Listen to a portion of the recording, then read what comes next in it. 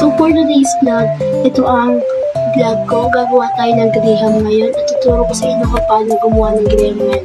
My name is Lance Daniel Lamdig. This is a performance task of TLE.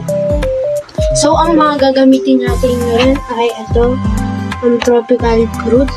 Ayan, ayan. At ang isa pa natin gagamitin ay graham crackers. Ayan. At ayan. Ayan. Tapos ang sunod ay creamy sada. Ayan. Gagamitin din natin yan para sa graham. At dalawang all-purpose cream. Ayan. At isang condensed creamer. Ayan. Tapos isa pa. Ang electric grill. Di ganun siya. Kung gusto nyo haluin nyo na lang na gaganon nyo na lang panghalo. Pero ganito din. Tapos kailangan natin tupperware. At siya ang kailangan natin tupperware kasi limang graham crackers. Tapos may ganito pa tayong extra mga kailangan mga condiments. Sige, tara na. Gawa na tayo.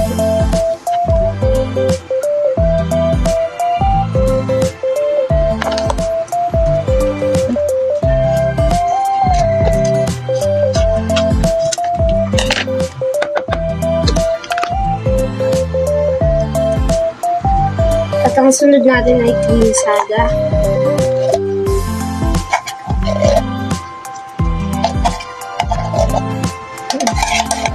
Lagyan pa natin isa pang condensed creamer.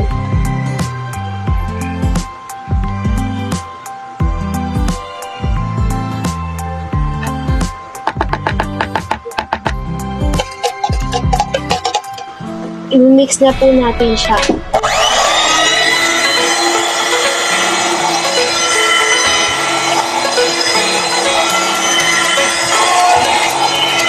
Mag-add naman tayo ng fruit cocktail.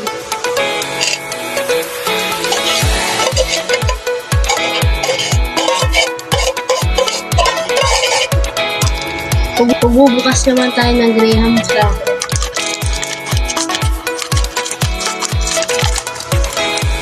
Maglalagay naman tayo ng biscuit sa top.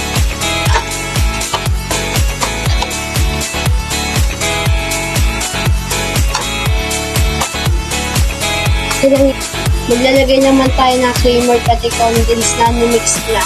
Lalagay natin sa tupperware.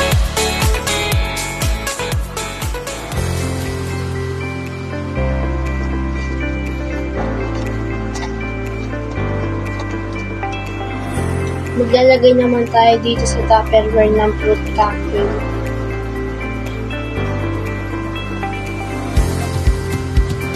Mag-a-add naman ulit tayo ng biscuit dito sa tupperware.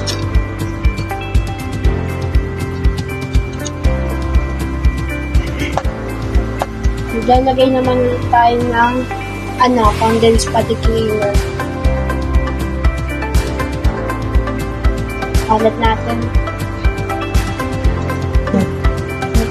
Mag-add naman tayo ng isang biscuit.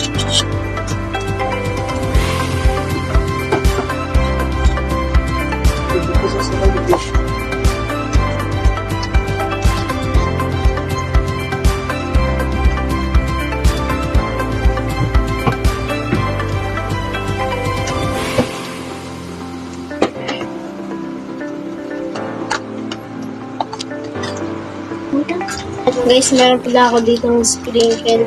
Depende sa inyo kung gusto niyo maglagay, basta ako maglalagay.